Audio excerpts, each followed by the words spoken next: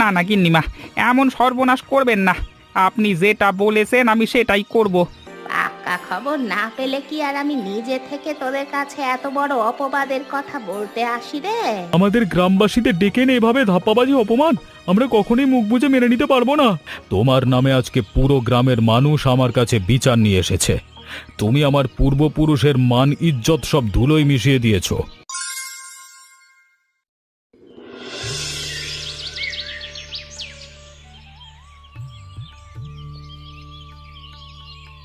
আগে গিন্নিমা, আপনি নাকি আমাকে ডেকে পাইতেছেন? হ্যাঁ, আমি তোমাকে ডেকেছি। তোমার সাথে আমার কিছু জরুরি কথা আছে, সেগুলো বলার জন্যই তোমাকে ডেকে পাঠিয়েছি। আগে কি কথা গিন্নিমা, আমি কি জানতে পারি? অবশ্যই। আমাদের বাড়িতে জমিদার বাবু যে বিরিয়ানির আয়োজনটা করতে চাচ্ছেন, সেটা তো তুমি ভালো করেই জানো। হ্যাঁ গিন্নিমা, সেটা আমি জানি। কর্তামশাই রান্নার সেই দায়িত্ব আমাকেই তো দিয়েছেন। হ্যাঁ, সেটা আমি ভালো করেই জানি, সেজন্যই তো তোমাকে ডেকে পাঠিয়েছি। ওই ব্যাপারেই তোমার সাথে কিছু গোপন কথা আছে আমার। বলেন গিন্নিমা, আমি শুনতেছি। তোমাকে একটা কাজ করতে হবে। আমাদের জমিদার বাড়ির যে পেছনের বড় পুকুরটা আছে না, সেখান থেকে তোমাকে কিছু কচুরিপানা তুলে আনতে হবে। আগে গিন্নিমা, কিছু মনে না করলে আমি একটি প্রশ্ন করতে পারি? কচুরি পানা দিয়ে কি হবে? তুমি কি প্রশ্ন করতে চাচ্ছ সেটা আমি ভালো করেই বুঝতে পেরেছি, তবে এখন তোমাকে কোনো প্রশ্ন করতে হবে না। তোমার প্রশ্নের উত্তর আমি তোমায় পরে দিব। তোমাকে এখন যেটা বলেছি সেই কাজটা তুমি গিয়ে করো। আচ্ছা ঠিক আছে গিন্নিমা, আপনি অনুমতি দিলে আমি আসতে পারি।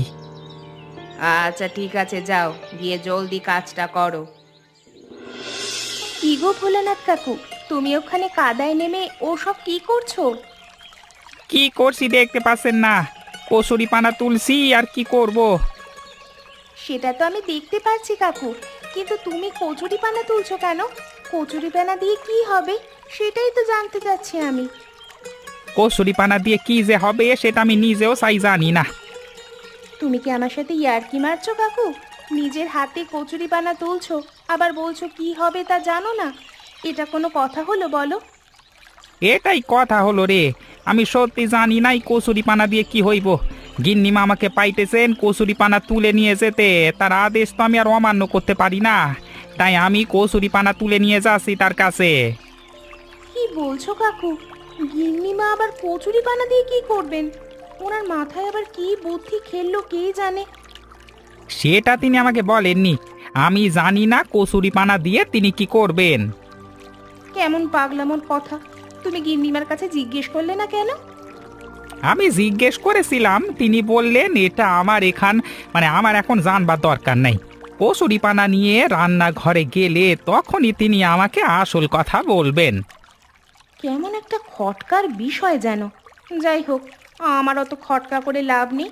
তা তুমি না কাকু বিরিয়ানি রান্নার কাজ পেয়েছো জমিদার বাড়ি? তা কতদূর এগোলো তোমার সেই কাজ? হ্যাঁ, আমার উপরই সব দায়িত্ব। সেই জন্যই তো এখানে এসি। গিন্নিমার এই কাজটা সেরে রান্না বান্নার কাজে লেগে পড়ব। ঠিকঠাক মতো রাঁধবে কিন্তু কাকু। জমিদার বাবুর মান ইজ্জতের প্রশ্ন কিন্তু, সারা গ্রামের লোক খাবে, কোনো ভুল করা যাবে না। হ্যাঁ, তোকে এত চালাকি করতে হবে না, সেটা আমি ভালোভাবেই বুঝতে পারছি। আমার কচুরি পানা তোলা হয়ে গেছে রে।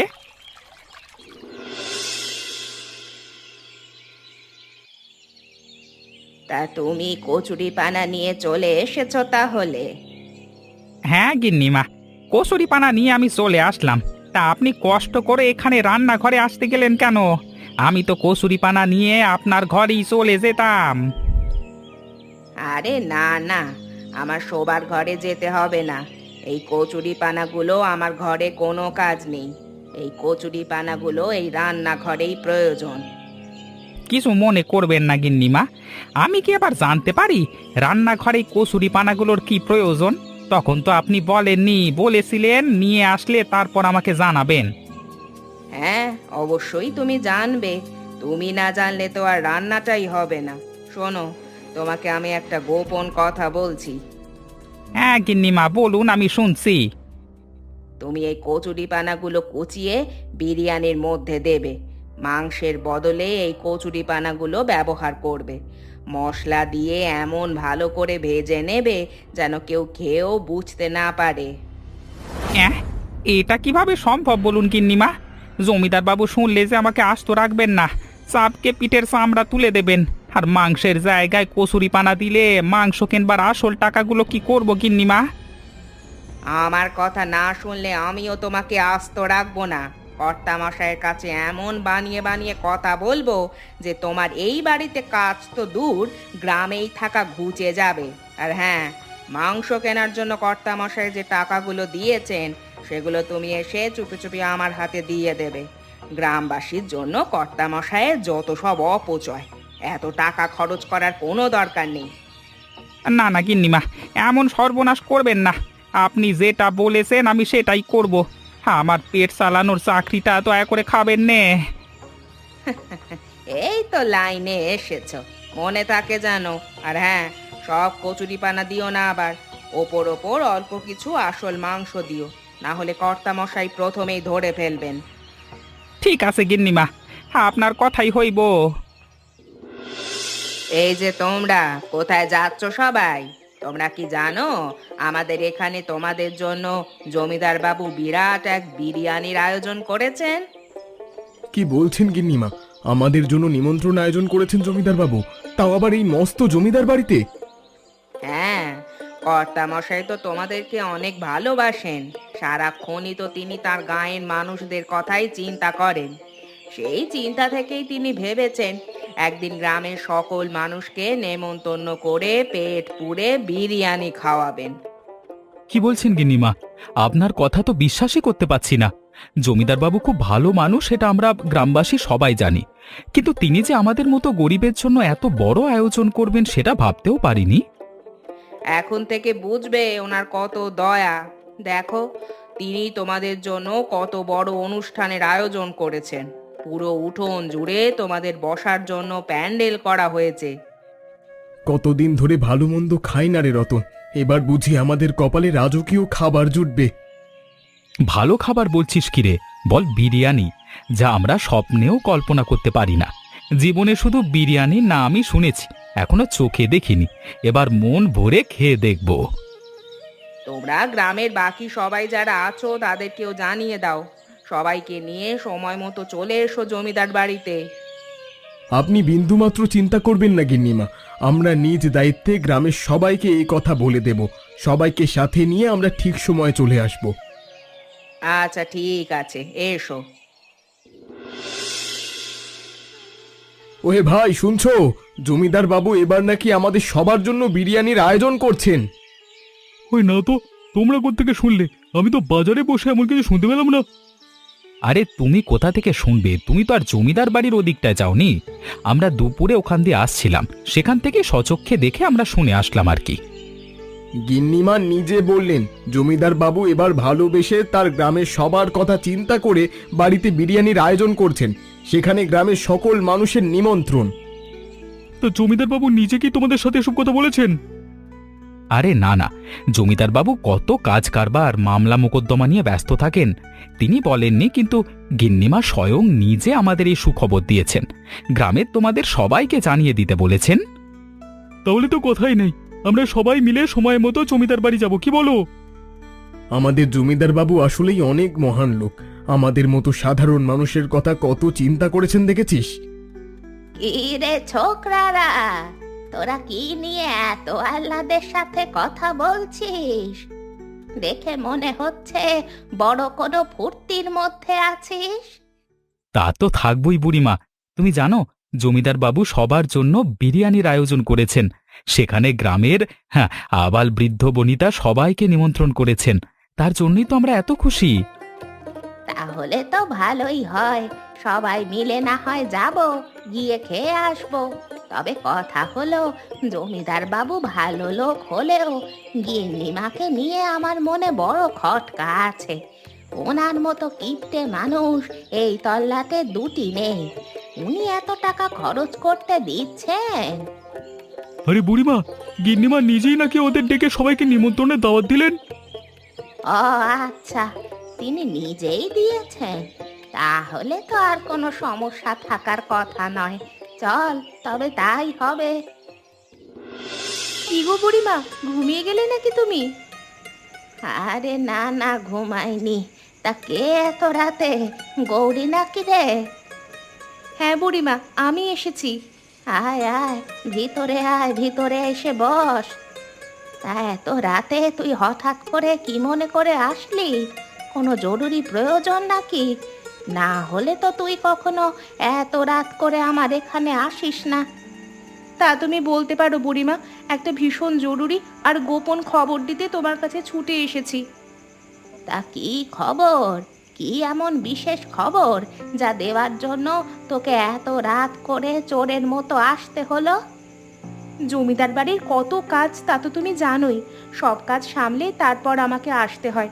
হাঁড়ি পাতিল মাজতে মাজতে রাত বেশি হয়ে গেল। কাজ শেষ করে মাত্রই সময় পেলাম, তাই চলে আসলাম। হ্যাঁ তা তো বুঝলাম। তা এখন বল, কি তোর সেই বিশেষ খবর? জমিদার বাড়িতে বাবু সকলের জন্য বিরিয়ানির আয়োজন করেছেন, সেটা কি তুমি জানো? সেটা তো গ্রামের সবাই জানে রে পাগলি, অজানা তো কিছু নয়। এত বড় ভোজের আয়োজন করেছেন জমিদার বাবু, সবাইকে নিমন্ত্রণ করেছেন, না জেনে উপায় আছে? কিন্তু হঠাৎ এই রাতে এই কথা জিজ্ঞেস করছিস কেন, সেটা বল। বুড়িমা, আজ আমি নিজের চোখে দেখেছি আর কানে শুনেছি, গিন্নিমা ভোলালার কাকুকে দিয়ে পুকুর থেকে বস্তা ভরে কচুরিপানা তোলাচ্ছেন। পরে সেই কচুরিপানাগুলো বিরিয়ানির খাবারে দিতে বলেছেন মাংসের জায়গায়। কি বলছিস তুই? গিন্নিমা এমন সব বোনাসা কাজ করতে গেলেন কেন?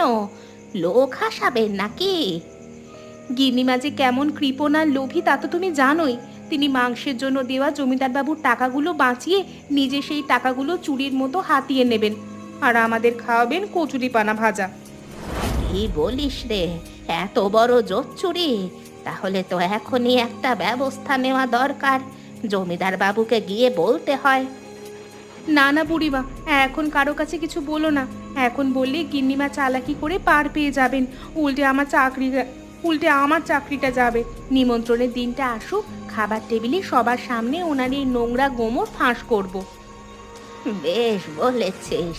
আচ্ছা ঠিক আছে, তাই হবে। আমি তবে এখন যাই গো বুড়িমা, আমার আবার দেরি হয়ে যাচ্ছে, কেউ দেখে ফেললে বিপদ।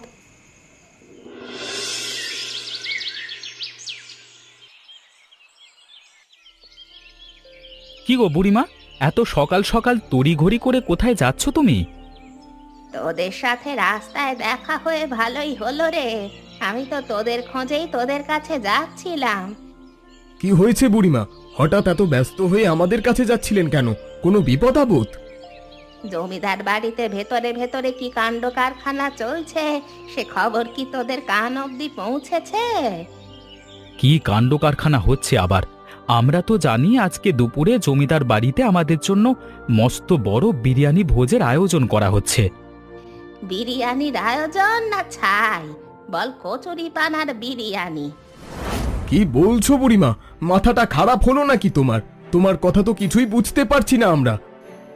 গতকাল রাতে ওই বাড়ির কাজের মেয়ে গৌরী এসেছিল আমার কাছে।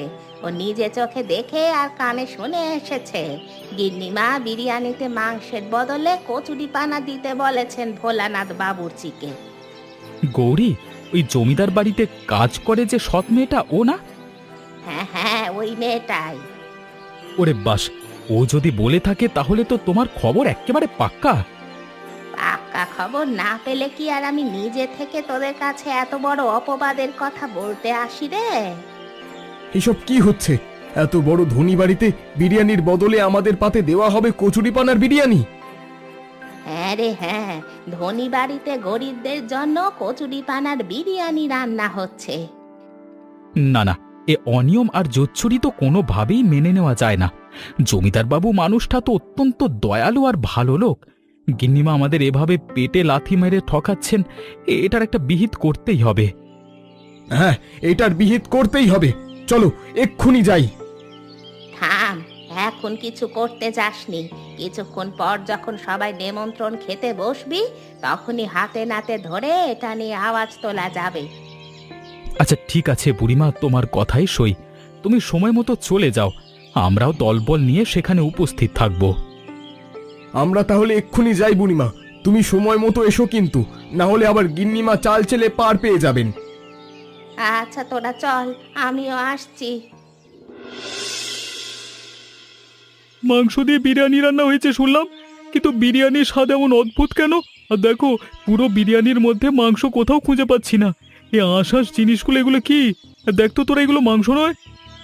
দেখেছিস তোরা, আমাদের বিরিয়ানির নেমন্তন্ন করে ডেকে এনে এখানে যা তা অখাদ্য খাওয়ানো হচ্ছে। আমরা গরিব বলে কি আমাদের কোনো মান ইজ্জত নেই? যা মুখে দেবে তাই গিলতে হবে। সেটা তো বুঝলাম বুড়িমা, কিন্তু খাবারের মধ্যে এই ছাইপাশ জিনিসগুলো আসলে কি? আরে এখনো চিনতে পারছো না? ভালো করে চেয়ে দেখো, এগুলো হলো আমাদের পুকুরের কচুরিপানা। কচুরিপানা ভেজে বিরিয়ানি রান্না করেছে এনারা। হ্যাঁ হ্যাঁ, ঠিক বলেছে সুকান্ত, এখানে কোনো মাংসের নামগন্ধও নেই। তাই তো দেখছি, দেখছি ধনী বাড়িতে কচুরিপানার বিরিয়ানি। না না, এ কোনোভাবেই মেনে নেওয়া হবে না। আমাদের গ্রামবাসীদের ডেকে এনে এভাবে ধাপ্পাবাজি অপমান আমরা কখনোই মুখ বুজে মেনে নিতে পারবো না। হ্যাঁ, এটার একটা হেস্তনেস্ত করতেই হবে। জমিদার বাবু কোথায়? সবাই জমিদার বাবুর কাছে চলো, ওনাকে গিয়েই জিজ্ঞেস করতে হবে। তোমরা প্যান্ডেলে বসে গোলমাল করো না, এখানে হইচই করা আমাদের উচিত হবে না। সোজা জমিদার বাবুর কাছে গিয়ে শান্তভাবে জানতে হবে, তারপর তিনি নিশ্চয়ই একটা ব্যবস্থা নেবেন। হ্যাঁ, সুকান্ত একদম ঠিক বলেছে। হইচই না করে আগে নিয়ে কর্তামশাইয়ের সাথে কথা বলা উচিত। তিনি তো খারাপ মানুষ নন, নিশ্চয়ই ভেতরে কোথাও না কোথাও একটা মস্ত বড় ঝামেলা আছে, তিনি সেটা খুঁজে বের করবেনই। আচ্ছা ঠিক আছে, তাহলে সবাই মিলে চলো জমিদার বাবুর বৈঠকখানায় যাই। কি হলো, তোমরা সবাই খাবারের প্যান্ডেলে না গিয়ে একজোট হয়ে এখানে হাজির হলো যে? কিছু হয়েছে নাকি? নাকি তোমাদের সবার খাওয়া দাওয়া শেষ? না জমিদার বাবু, আমরা এখনো কিছুই মুখে তুলতে পারিনি। সবে মাত্র খেতে বসেছিলাম, কিন্তু থালার খাবার আর মুখে নেওয়া গেল না। কি বলছো কি তোমরা? খাওয়া গেল না মানে কি? হয়েছেটা কি আসলে ভেঙে বলো তো। বাবু, আপনি অনেক বড় মনের দয়ালু মানুষ, তা আমরা সবাই জানি, কিন্তু নেমন্তন্ন করে ডেকে এনে আমাদের এমন অপমান কেন করলেন? অপমান করছি মানে? তোমাদের আমি অপমান করব কেন? আমি তো আনন্দের সাথে ভোজের আয়োজন করেছি। আমরা গরিব মানুষ হতে পারি বাবু, কিন্তু তাই বলে কি আমাদের জীব নেই? আপনি বিরিয়ানি খাওয়ার জন্য আমাদের নেমন্তন্ন করেছেন। তাই বলে বিরিয়ানির বদলে যা ইচ্ছে তাই অখাদ্য কুখাদ্য খাওয়াবেন আমাদের? তোমরা কি আমাকে একটু শান্ত হয়ে বুঝিয়ে বলবে হয়েছেটা কি আসলে? খাবারের কোনো কমতি হয়েছে? জমিদার বাবু, বিরিয়ানির মধ্যে মাংসের কোনো নামগন্ধ নেই। খাবারের প্লেটে হাত দিলেই মাংসের বদলে বেরিয়ে আসছে পুকুরের তলার কচুরিপানা। কচুরিপানা? বিরিয়ানির মধ্যে কচুরিপানা আসবে কোত্থেকে? আমি তো নিজের হাতে মোটা অঙ্কের টাকা দিয়েছি বাবুর্চি ভোলানাথকে, আর বিরিয়ানিতে কেউ কোনোদিন শুনেছে কচুরিপানা দেওয়া হয়? দুনিয়ায় কেউ শুনেছে কিনা তা আমরা জানি না জমিদার বাবু, তবে আজকে আমরা নিজের চোখে তা দেখলাম আর মুখে দিয়ে স্বাদ পেলাম। জমিদার বাবু, কচুরিপানাগুলো মশলা দিয়ে এমনভাবে ভেজে দিয়েছে যে প্রথমে বোঝার উপায় নেই। দেখে মনে হবে এগুলোই মাংসের টুকরো, তবে মুখে নিলেই আপনি আসল নোংরা স্বাদ বুঝতে পারবেন। এমনটা তো কোনোভাবেই হওয়ার কথা নয়। আমি তো অনুরাধাকে দায়িত্ব দিয়েছিলাম পুরো রান্নাবান্নার তদারকি করবার। আগে ক্ষমা করবেন জমিদার বাবু, একটা অপ্রিয় সত্যি কথা বলতেই হচ্ছে। গিন্নিমা নিজেই মাংসের টাকা বাঁচিয়ে বাবুর্চিকে দিয়ে ওসব কচুরিপানা দিয়েছেন। এত বড় কথা? আমার স্ত্রীর নামে তোমরা অপবাদ দিচ্ছ? তোমাদের কাছে কোনো প্রমাণ আছে? মনে রেখো, মিথ্যে প্রমাণ হলে তোমাদের কিন্তু কঠিন শাস্তি হবে। আপনি গিন্নিমাকে এখানে ডেকে জিজ্ঞাসা করুন না আগে। আর আপনার বাড়ির কাজের মেয়ে গৌরী নিজেই এই সবচেয়ে বড় প্রমাণ, ও সব নিজের কানে শুনেছে। আচ্ছা ঠিক আছে, কেউ একজন গিয়ে ঝটপট কাজের মেয়ে গৌরীকে ডেকে পাঠাও, আর তোমরা আমার সাথে বাইরে চলো। আজকে এর শেষ দেখেই ছাড়বো। কি হলো কর্তামশাই, আপনি এখানে? আর আপনার সাথে এত নোংরা ছোট লোকজন কেন? আজকে না বিরিয়ানির ভোজে নেমন্তন্ন, সব লোকেরা প্যান্ডেলে না গিয়ে আপনার শোবার ঘরে কি করছে? এখানে কেন এসেছে তা কি তুমি আসলেই বুঝতে পারছো না অনুরাধা? তোমার নামে আজকে পুরো গ্রামের মানুষ আমার কাছে বিচার নিয়ে এসেছে। তুমি আমার পূর্বপুরুষের মান ইজ্জত সব ধুলোয় মিশিয়ে দিয়েছো। কেন এমন নীচ কাজ করলে তুমি? আমি আবার কি করলাম কর্তামশাই? আমি তো সকাল থেকে ঘরের কাজ করছি। তোমার বিরুদ্ধে গুরুতর অভিযোগ হলো তুমি বিরিয়ানির মধ্যে মাংস না দিয়ে পুকুরের পচা কচুরিপানা দিয়ে বিরিয়ানি রান্না করিয়েছো। এখন সে অখাদ্য মুখে দিয়ে কেউ গিলতে পারছে না। কি বলছেন আপনি? এসব একেবারে মিথ্যে বানোয়াট কথা। গ্রামের এই তো লোকগুলো আপনাকে খেপিয়ে তুলেছে। আপনি এসবের কিছুই বিশ্বাস করবেন না। জমিদার বাবু, আপনি আমাকে ডেকে পাঠিয়েছিলেন? হ্যাঁ গৌরী, আমি তোমাকে ডেকে পাঠিয়েছি।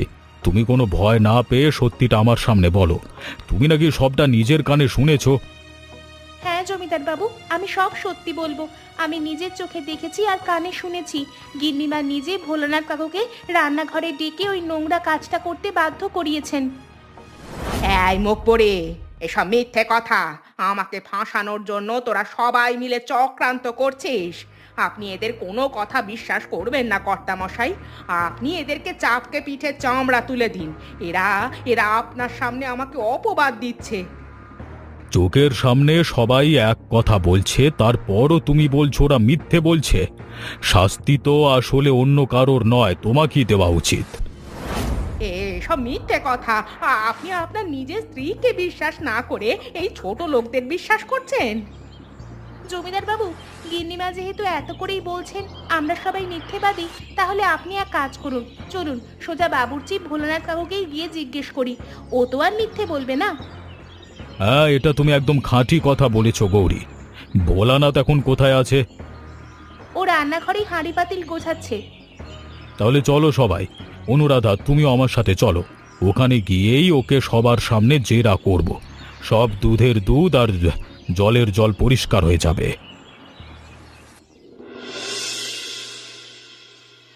কি হয়েছে জমিদার বাবু? আপনারা সবাই মিলে হঠাৎই গরমে রান্না করে? তোর সব পাপ আর অপকর্মের কোমর ফাঁস হয়ে গেছে রে ভোলানাথ। এখন বুঝতে পারছিস না? রান্নাঘরে কি কেলেঙ্কারি হয়েছে সেটা তো তুই আমার চেয়েও ভালো জানিস ভোলানাথ। জমিদার বাবু, এসব কি বলছেন? আমি আবার কি করলাম? আমি তো শুধু রান্না করেছি। তুই বিরিয়ানির মধ্যে মাংসের বদলে কচুরিপানা দিলি কেন?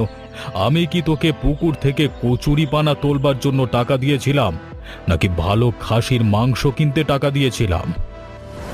না না বাবু, এমন কিছু না। আমি তো মাংসই দিয়েছি। ওনারা ভুল বুঝছেন। দেখেছেন কর্তামশাই, ভোলানাথ সত্যি কথা বলেছে।